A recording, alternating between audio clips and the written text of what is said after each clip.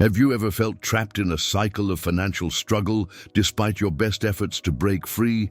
It's a frustrating paradox. You work hard, you might even have big dreams, yet wealth seems to remain perpetually out of reach. What if I told you that the invisible chains holding you back aren't external circumstances, but rather subtle programs running deep within your own mind? Today, we're going to pull back the curtain and expose 5 insidious signs that you are unwittingly programming your mind for poverty, drawing profound insights from the timeless wisdom of Napoleon Hill. Hill, the legendary author of Think and Grow Rich, understood that our thoughts are the architects of our reality. He famously stated, "Whatever the mind can conceive and believe, it can achieve." But what if your subconscious mind is conceiving and believing something entirely different from your conscious desires for abundance? The truth is, many of us carry mental blueprints for scarcity without even realizing it. Blueprints that dictate our financial outcomes more powerfully than any market fluctuation or job opportunity. The first and perhaps most damaging sign of programming your mind for poverty is a prime, pervasive fear of lack. This isn't just about being careful with money. It's a deep, gnawing anxiety that there simply isn't enough to go around, or that what you have can be easily lost. This fear drives obsessive saving to the point of never investing in growth, or it manifests as constant worry about bills, even when resources are sufficient. This mindset contradicts Hill's fundamental principle of Drishn, faith, which is the belief in your ability to achieve your desires. When your mind is consumed by the fear of what you don't have, it actively repels the very abundance you seek. Because its primary focus is on scarcity, you become a magnet for what you fear, not for what you desire. This isn't just about feeling stressed, it's about making decisions from a place of desperation rather than inspiration, subtly closing off avenues for growth. The second powerful sign is a chronic habit of procrastination, especially when it comes to financial education or action. You know you should learn more about investing, start that side hustle, or organize your finances, but you always find a reason to put it off until tomorrow, or next week, or never. This isn't just laziness, it's a subconscious resistance to growth and change. Napoleon Hill stressed the importance of definite decision and persistence as cornerstones of wealth. When your mind is programmed for poverty, it creates an endless loop of excuses for inaction, subtly convincing you that you don't have enough time, enough knowledge, or enough resources to move forward. This procrastination is a self-sabotaging mechanism, effectively ensuring that you remain in your current financial state, because growth requires action, and your mind is subtly telling you to stay put. This constant delay prevents the very momentum needed to escape the poverty trap, trapping you in a cycle of inaction. What are your immediate thoughts on these 2 signs? Does any of this resonate with your experiences? Share your initial reflections in the comments below. Opening up about these patterns is the first step towards breaking free. Let's delve deeper into how these subtle mental programs perpetuate a cycle of scarcity. The fear of lack isn't just a fleeting emotion. It's a deeply ingrained belief that translates into behavior. When your subconscious is dominated by this fear, you might find yourself unconsciously rejecting opportunities that require an initial investment of time, money, or effort, even if those investments promise substantial long-term returns.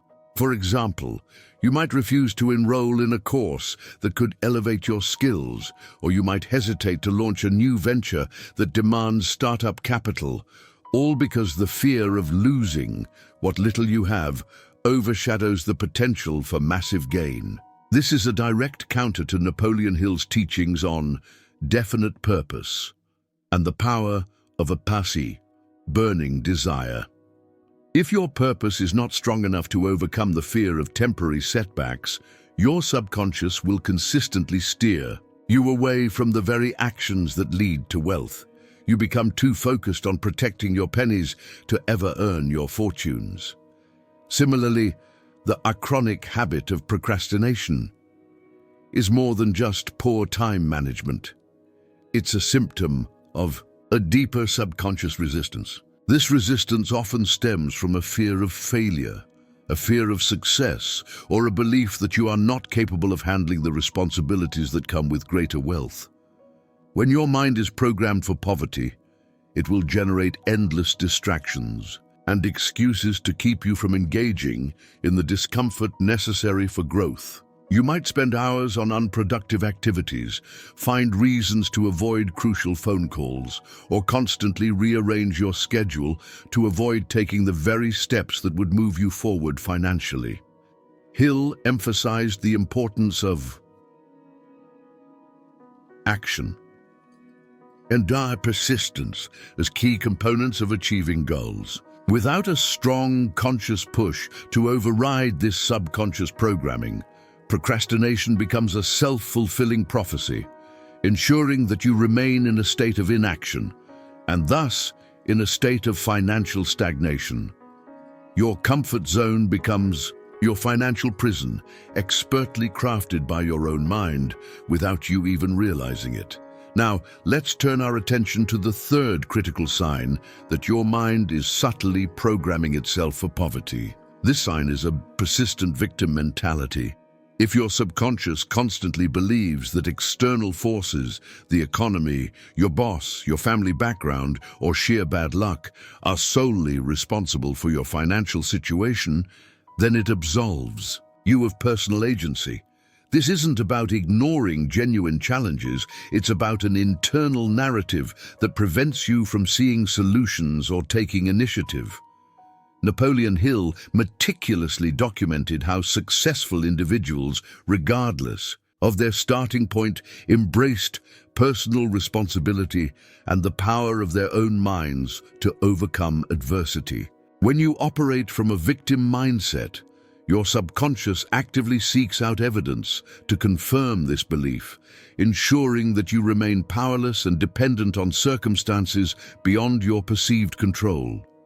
This mental programming prevents you from cultivating the definite major purpose that Hill deemed essential for achieving wealth, because a victim cannot have a definite purpose if they believe their destiny is not their own to shape. The fourth powerful indicator of poverty programming is a deep-seated belief that money is evil or corrupt. This often stems from early childhood conditioning, societal narratives, or even religious interpretations that equate wealth with immorality or greed. Subconsciously, you might believe that being rich means being bad, or that true spirituality and financial abundance are mutually exclusive. This creates an enormous internal conflict.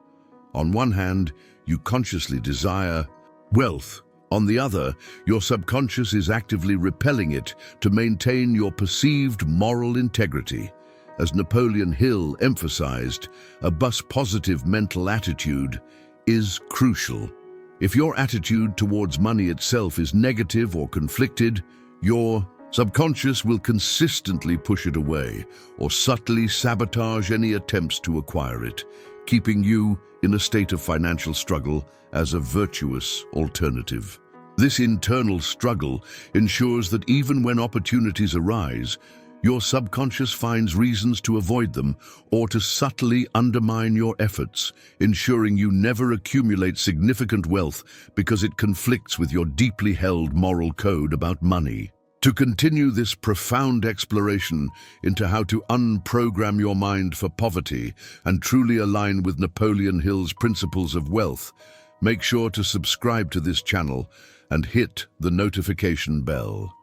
Your journey towards financial freedom starts with these crucial insights.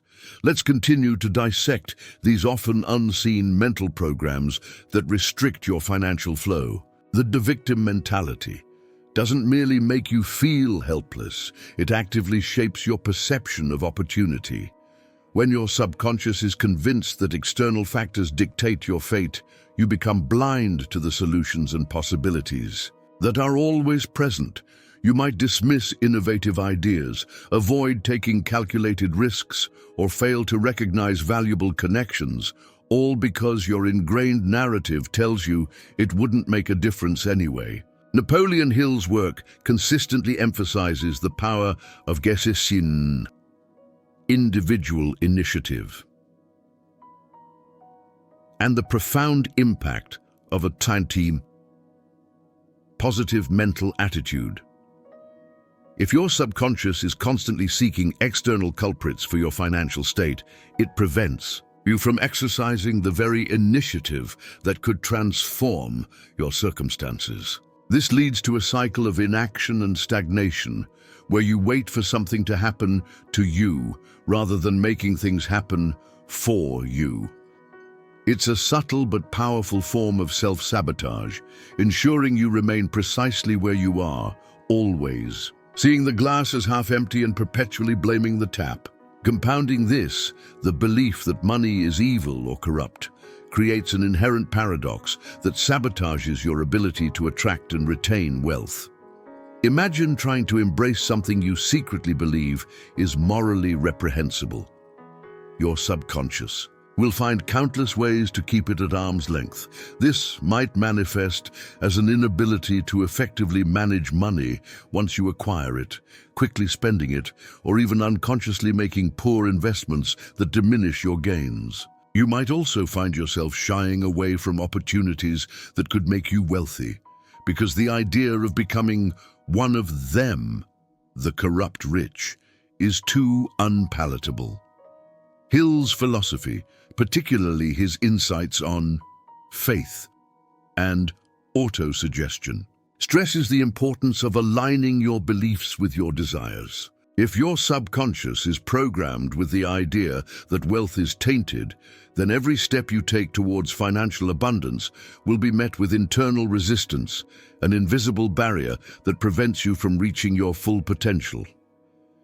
You might work incredibly hard, but if your deepest beliefs say wealth is bad, your subconscious will always find a way to keep it out of your hands, protecting your perceived virtue at the cost of your prosperity. Let's now consider the final and perhaps most insidious sign that your mind is subtly programmed for poverty: a pervasive lack of self-worth regarding financial abundance. This isn't about arrogance or humility. It's a deep, often unconscious, belief that you are simply not deserving of significant wealth. This can manifest in countless ways. You might consistently undervalue your skills and services, accept less pay than you're worth, or feel uncomfortable when presented with opportunities for substantial financial gain. Your subconscious, if it believes you aren't worthy of abundance, will subtly sabotage your efforts to acquire it, ensuring that your financial reality aligns with your internal self-perception. Napoleon Hill emphasized the crucial role of self-confidence and autosuggestion in shaping one's destiny. If your subconscious is constantly whispering that you are not good enough, not smart enough, or not deserving enough, then every conscious effort you make towards wealth will be met with an invisible internal resistance, hindering your progress. This lack of self-worth is particularly damaging because it undermines the very foundation of wealth creation. It leads to an inability to set high financial goals, a reluctance to take calculated risks that could lead to significant returns, and a tendency to accept financial mediocrity as your fate.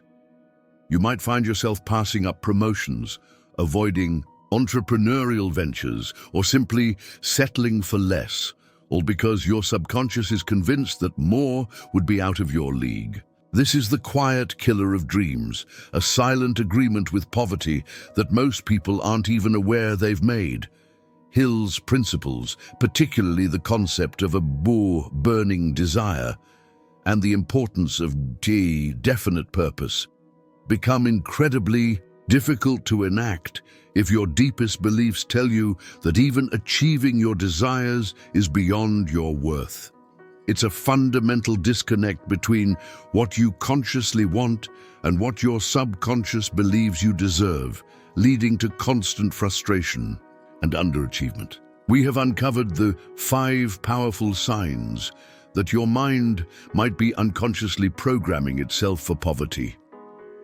The fear of lack that stifles growth, the habit of procrastination that delays action, the victim mentality that relinquishes control, the Breuer's belief that money is evil, that creates internal conflict, and the most foundational, a Breuer lack of self-worth. Regarding financial abundance, each of these subconscious patterns, if left unaddressed, creates a powerful resistance to the wealth you consciously desire. Napoleon Hill's enduring message offers the antidote to these self-imposed limitations. He taught us that poverty consciousness is simply the negative of the prosperity consciousness. The path to reprogramming your mind for wealth begins with conscious awareness and consistent application of his principles. First, confront your fear of lack by cultivating a burning desire for definite financial goals. Replace procrastination with the definite decisions and see persistent action, breaking down large tasks into manageable steps. Overcome the victim mentality by taking absolute personal responsibility for your circumstances and recognizing your power to create change. Challenge the belief that money is evil by understanding its true nature as a tool for good, capable of funding your dreams and contributing to the world.